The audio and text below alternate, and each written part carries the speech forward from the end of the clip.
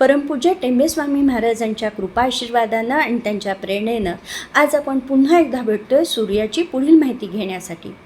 शंकराची साक्षात एनर्जी असलेला हा सूर्य शंकराचा उजवा डोळा आहे, चंद्र डावा डोळा आहे, तर अग्नी हा शंकराचा तिसरा डोळा आहे असं लिंग महापुराणमध्ये सांगितलेलं आहे. तर विष्णू पुराणमध्ये असं ते सांगतात की विष्णूची पराशक्ती ही सूर्यामध्ये व्यक्त झालेली आहे. आपल्या दैनंदिन जीवनामध्ये सूर्य अतिशय महत्त्वाचा आहे. त्याचप्रमाणे आपल्या जन्मकुंडलीमध्ये देखील सूर्य हा अत्यंत महत्त्वाचा ग्रह मानलेला आहे, कारण तो आपल्या जन्मकुंडलीच्या लग्नस्थानाचा कारक ग्रह आहे. लग्नस्थानावरून आपण जातकाची प्रकृती आणि प्रवृत्ती पाहतो, कारण एखादा आत्मा ज्या वेळेला जन्माला येतो त्यावेळेला तो आपल्या पूर्वकर्माच्या पूर्व प्रारब्धानुसार पूर्वसंचितानुसार ती एनर्जी, त्या कर्माची फ्रिक्वेन्सी, त्या कर्माची ऊर्जा घेऊन तिथे जन्माला येत असतो आणि ही फ्रिक्वेन्सी, ही ऊर्जा लग्नस्थानामध्ये आपल्याला पाहायला मिळते. एखाद्या परिस्थितीमध्ये तो कसा वागेल, त्याची बुद्धिमत्ता कशी असेल, त्याचं व्यक्तिमत्व कसं असेल हे आपल्याला त्याच्या लग्नस्थानावरून दिसून येतं. शिवलीलामृतामध्ये असं म्हटलेलं आहे की काया आरोग्य सुंदर कुलीनं पूर्वसुकृते प्राप्त होय. तुमचं जर पूर्वसुकृत चांगलं असेल तर तुम्हाला उत्तम शरीर मिळेल, उत्तम आरोग्य मिळेल, चांगल्या कुलामध्ये जन्म येईल, चांगले आईवडील भेटतील. त्याचप्रमाणे या लग्नस्थानाचा पंचम भाव म्हणजेच आपल्या पूर्वपुण्याईचं स्थान, त्यामध्ये देखील सिंह रास येते आणि त्याची मालकी देखील सूर्याकडेच आहे. हा सूर्य त्याच्या 12 कार्यात्मक अवस्थांमध्ये व्यक्त होत असतो. त्यालाच आपण त्याची 12 रूपं म्हणतो, त्यालाच आपण 12 आदित्य असं म्हटलेलं आहे.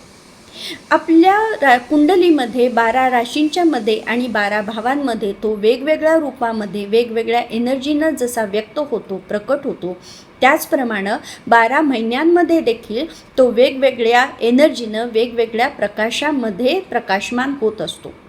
चैत्र महिन्यामध्ये धाता, वैशाख महिन्यामध्ये आर्यमान, ज्येष्ठमध्ये मित्र, आषाढमध्ये अरुण, श्रावणमध्ये इंद्र, भाद्रपदमध्ये विवस्वान, अश्विनमध्ये पूषा, कार्तिकमध्ये पर्जन्य, मार्गशीर्षमध्ये अंशुमान, पौषमध्ये भग, माघमध्ये त्वष्ट आणि फाल्गुन महिन्यामध्ये विष्णू या रूपाने तो आपल्याला प्रकाशमान करतो, आपल्याला ऊर्जा देत असतो. हे 12 आदित्य आपल्या 12 राशींच्या प्रमाणे कसे व्यक्त होतात ते आपण मागच्या भागामध्ये बघितलेलं आहे. मेषमध्ये धाता, वृषभमध्ये आर्यमान, मिथुनमध्ये मित्र, कर्कमध्ये वरुण, सिंहमध्ये इंद्र, कन्यामध्ये विवस्वान, तुळमध्ये पूषा, वृश्चिकमध्ये पर्जन्य, धनुमध्ये अंशुमान, मकरमध्ये भग, कुंभ राशीमध्ये त्वष्टा आणि मीन राशीमध्ये विष्णू या रूपाने हे आदित्य त्या त्या राशींमध्ये व्यक्त होत असतात. म्हणजेच त्या त्या आदित्यांची ती एनर्जी या राशींमध्ये प्रकट होताना आपल्याला दिसते. याचप्रमाणे लग्नभावापासून द्वादश भावापर्यंत म्हणजेच प्रथम स्थानापासून व्ययस्थानापर्यंत याच अनुक्रमाने त्या त्या आदित्यांची एनर्जी त्या त्या भावामध्ये प्रकट होते, व्यक्त होते. ते आदित्य तिथे आपल्याला कार्य करताना दिसून येतात. सर्वात प्रथम येतो तो धाता. धाता आदित्य हा क्रिएटिव्ह एनर्जीचा आदित्य आहे. कोणत्याही नवीन गोष्टींची सुरुवात ही या एनर्जीतून होते. नवीन पेशींची संरचना या एनर्जीमधून होत असते. आर्यमान हा पूर्वजांचं नेतृत्व करणारा आदित्य आहे. पितृदोष पाहताना आर्यमान आदित्याची एनर्जी पाहिली जाते. याच्यामध्ये कायनेटिक एनर्जी आहे, गतिमान ऊर्जा आहे, श्वासांची, प्राणवायूची एनर्जी याच्यामध्ये पाहिली जाते. तिसरा आहे तो मित्रमध्ये हार्मोनायझिंग एनर्जी आहे, समतोलता, नात्यांमधला समतोल, बंधुत्व, स्नेह, भावना, प्रेम याची एनर्जी या आदित्यामधून व्यक्त होते. चौथा आहे वरुण. याच्यामध्ये आहे फ्लुइड एनर्जी, निसर्गाचा समतोलपणा, नैतिक मूल्य, निसर्गाचे नियम, तसेच शारीरिक अंतर्गत पाण्यांचा समतोलपणा देखील या एनर्जीतूनच पाहिला जातो. पाचवा आहे इंद्र ही प्रोटेक्टिव्ह डिव्हाइन एनर्जी आहे. याच्यामध्ये नेतृत्व आहे, बुद्धिमत्ता आहे, स्मरणशक्ती आहे, ही या आपल्याला एनर्जीतून व्यक्त होताना दिसून येते. 6वी आहे विवस्वान. विवस्वानमध्ये औष्णिक ऊर्जा आहे. जठराग्नीमधून जी ऊर्जा व्यक्त होते किंवा जी प्रकट होते ती विवस्वानमधून एनर्जीमधून आपल्याला मिळत असते.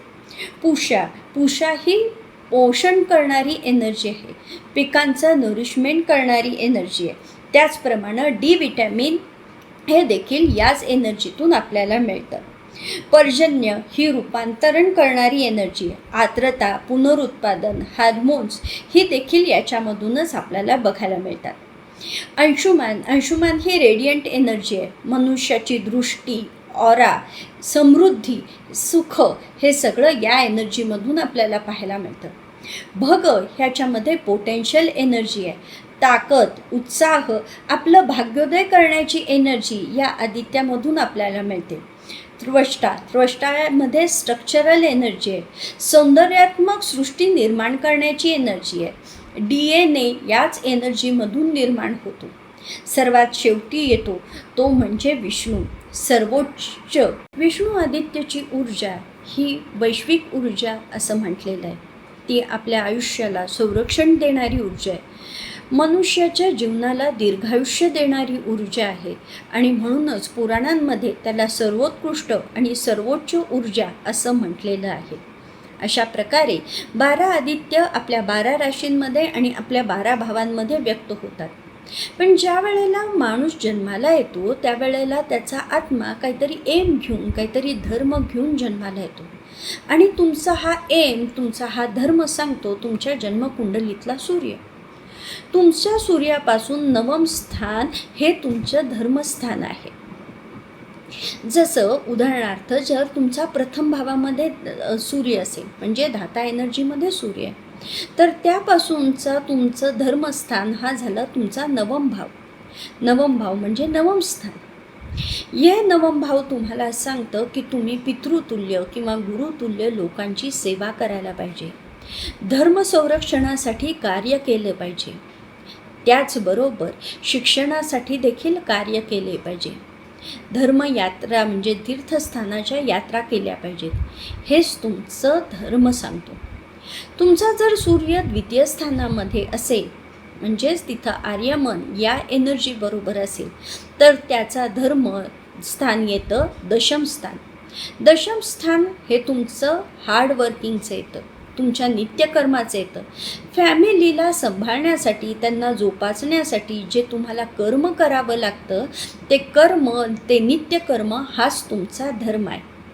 तृतीय स्थानामध्ये जेव्हा मित्र आदित्याच्या एनर्जीमध्ये तुमचा सूर्य असतो त्यावेळेला त्याचं धर्मस्थान, त्याचं 9वं भाव येतो हा तुमचं लाभस्थान.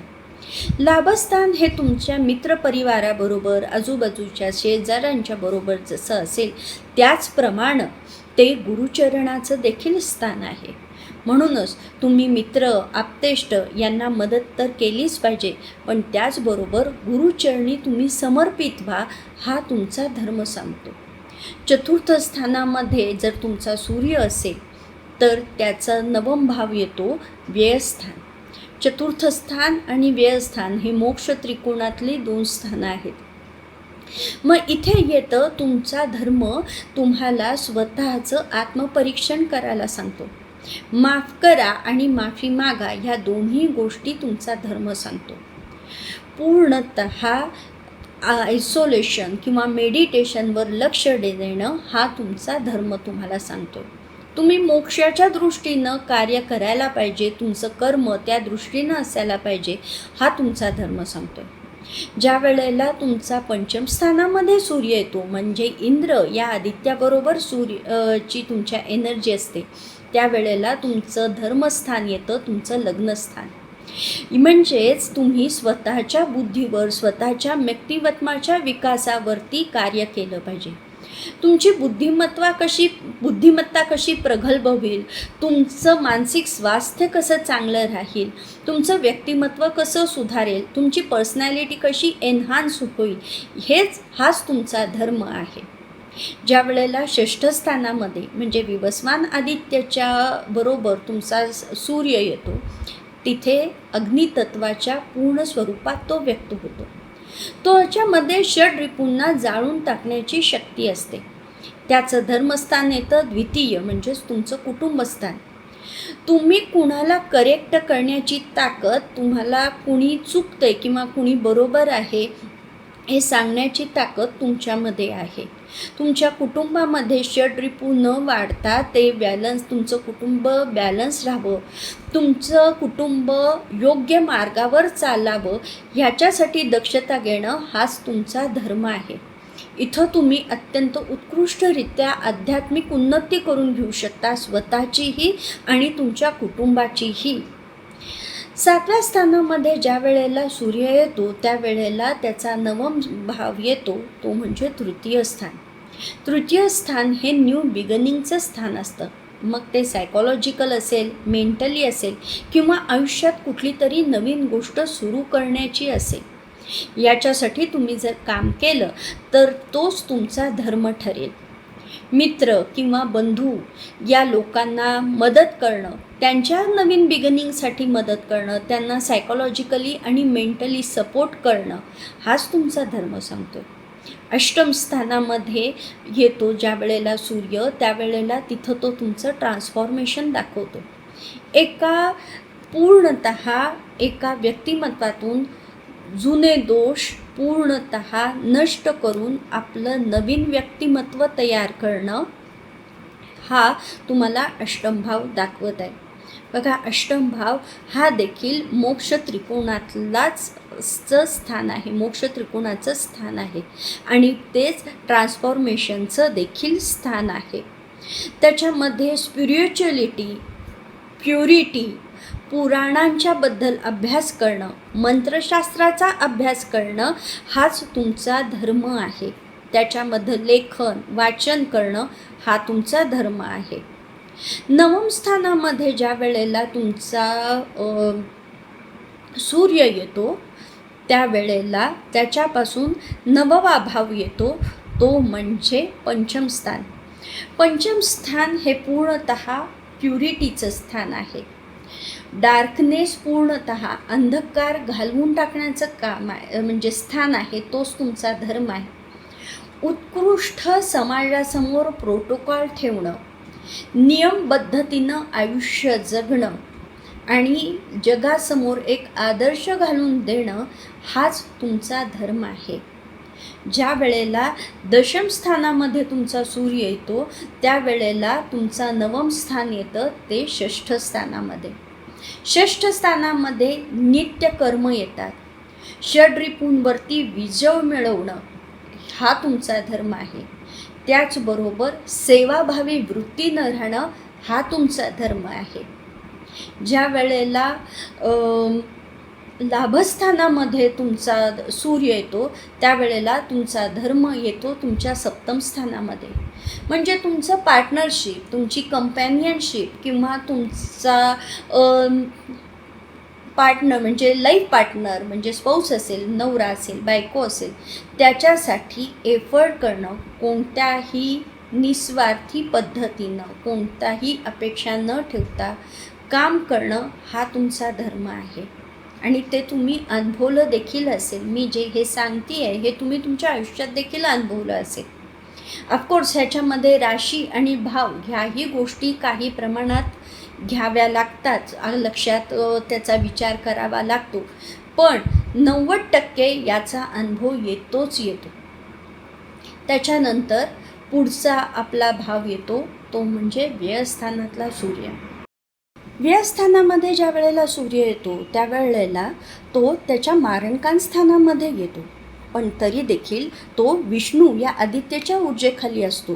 त्यामुळंच त्याला इथे महत्त्व आहे, कारण इथे त्याचा अहंकार पूर्णतः लोप पावतो. अहंकाराचा लवलेशही त्याच्यामध्ये राहत नाही आणि अशी व्यक्ती मोक्षाच्या दिशेने अत्यंत चांगल्या प्रकारे वाटचाल करू लागते. त्यामुळंच व्ययस्थानामध्ये असलेला सूर्य किंवा मीन राशीमध्ये असलेला सूर्य हा ज्यांच्या पत्रिकेमध्ये आहे त्यांनी जास्तीत जास्त विष्णूची उपासना करावी असं विष्णू पुराणामध्ये सांगितलेलं आहे. हे 12ही आदित्य आपल्या जन्मकुंडलीमध्ये उत्तमरित्या कार्यरत राहावे असे आपल्याला वाटत असेल तर आपण सूर्याला अर्घ्य देण्याबरोबरच 12 सूर्यनमस्कारही घालावेत, कारण सूर्यनमस्कार हे अत्यंत सूर्याला प्रिय आहेत असं भागवत पुराणांमध्येही नमूद केलेलं आहे. या 12 आदित्यांचे मंत्रपठण जर दर रविवारी आपण केलं तर आपल्याला त्याचा अतिशय उत्तमरित्या फायदा होताना दिसून येतो. हे 12 मंत्र कोणते कोणते आहेत तर हे 12 मंत्र पुढील प्रमाणे: ओम धात्रे नमः, ओम आर्यमणे नमः, ओम मित्राय नमः, ओम वरुणाय नमः, ओम इंद्राय नमः, ओम विवस्वते नमः, ओम पुष्णे नमः, ओम पर्जन्याय नमः, ओम अंशुमते नमः, ओम भगाय नमः, ओम त्वष्टे नमः, ओम विष्णवे नमः. शुभम भवतु.